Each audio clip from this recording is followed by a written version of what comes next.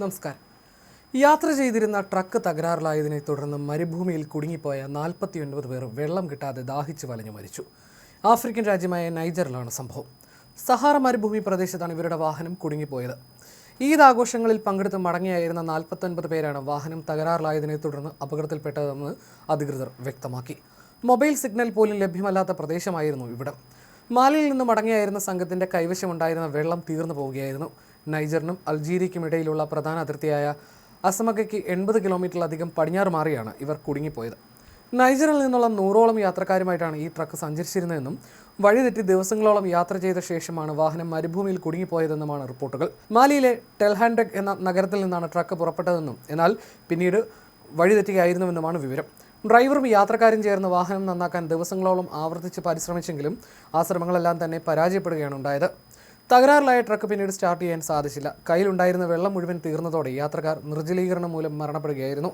പ്രാദേശിക പത്രമായ അക്ത് പുറത്തുവിട്ട വിവരങ്ങൾ പ്രകാരം മുഹമ്മദ് ബഷീർ സുലൈ, ഇസ ഒമർ എന്നീ 2 പേർ 50 കിലോമീറ്ററിലധികം കാൽനടയായി സഞ്ചരിച്ച് വെള്ളം ലഭിക്കുന്ന ഒരു പ്രദേശത്ത് എത്തിച്ചേരുകയായിരുന്നു. അവിടെ നിന്ന് അസമഗയിലെത്തിയ ഇവർ ഈ ദുരന്തത്തെക്കുറിച്ച് അധികൃതരെ അറിയിച്ചു. തുടർന്ന് റെസ്ക്യൂ ടീം സ്ഥലത്തെത്തുകയും മരിച്ചവരുടെ മൃതദേഹങ്ങൾ അപകടം നടന്ന സ്ഥലത്ത് തന്നെ ഒരു കുഴിമാടത്തിൽ സംസ്കരിക്കുകയും ചെയ്തു. തകരാറിലായ ട്രക്കിന് ചുറ്റും അടിയിലുമായിട്ടാണ് പലരുടെയും മൃതദേഹങ്ങൾ കണ്ടെത്തിയതെന്നാണ് റിപ്പോർട്ടുകൾ. മരുഭൂമിയിലുണ്ടായ ഈ ദുരന്തത്തെക്കുറിച്ച് അഗാഡസ് സർക്കാരും സ്ഥിരീകരിച്ചു. വെള്ളം ലഭിക്കാതെ വരികയും ഡ്രൈവറും സഹായികളും യാത്രക്കാരും പരമാവധി ശ്രമിച്ചിട്ടും വാഹനം നന്നാക്കാൻ കഴിയാതെ പോവുകയും ചെയ്തതോടെ കടുത്ത താപനിലയും സാധന സാമഗ്രികൾ ലഭ്യമാകുന്ന സ്ഥലങ്ങളുടെ അഭാവം കാരണം ജീവൻ നിലനിർത്താൻ അങ്ങേയറ്റം ബുദ്ധിമുട്ടുള്ള ഒരു പ്രതികൂല സാഹചര്യത്തിന്റെ നടുവിൽ യാത്രക്കാർ കുടുങ്ങിപ്പോവുകയായിരുന്നുവെന്നാണ് അധികൃതർ കുറിപ്പിൽ വ്യക്തമാക്കിയത്.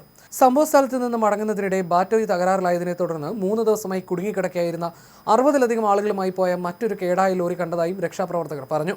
നൈജർ അതിർത്തിയിൽ നിന്ന് 300 കിലോമീറ്ററിലധികം അകലെയുള്ള ഹറൂബ എന്ന മലയൻ നഗരത്തിൽ നിന്നാണ് ലോറി പുറപ്പെട്ടതെന്ന് ഗവർണർ പിന്നീട് പുറത്തിറക്കിയ പ്രസ്താവനയിൽ അറിയിച്ചു. ഈ സംഘത്തിന് നൈജീരിയൻ സൈനികർ ഉൾപ്പെട്ട റെസ്ക്യൂ ടീം യാത്രക്കാർക്ക് വെള്ളം വിതരണം ചെയ്യുകയും വാഹനം നന്നാക്കാൻ സഹായിക്കുകയും ചെയ്തു. തുടർന്ന് അവരുടെ യാത്ര സുരക്ഷിതമായി പുനരാരംഭിക്കാനും സാധിച്ചു. ആഫ്രിക്കൻ രാജ്യങ്ങളിൽ നിന്ന് യൂറോപ്പിലേക്ക് കടക്കാൻ ശ്രമിക്കുന്ന കുടിയേറ്റക്കാരുടെ ഒരു പ്രധാന യാത്രാമാർഗ്ഗമാണ് ഈ മരുഭൂമി പ്രദേശം. ഈ ചുട്ടുപൊള്ളുന്ന മണലാരണ്യത്തിൽ വെച്ച് മുൻപും നിരവധി ആളുകൾ ദാഹവും പട്ടിണിയും മൂലവും മരണപ്പെട്ടിട്ടുണ്ട്. അപകടമുണ്ടാകാൻ സാധ്യതയുണ്ടെന്ന് അറിഞ്ഞിട്ട് തന്നെയാണ് പലരും ഇതിലൂടെ യാത്ര ചെയ്യുന്നതും.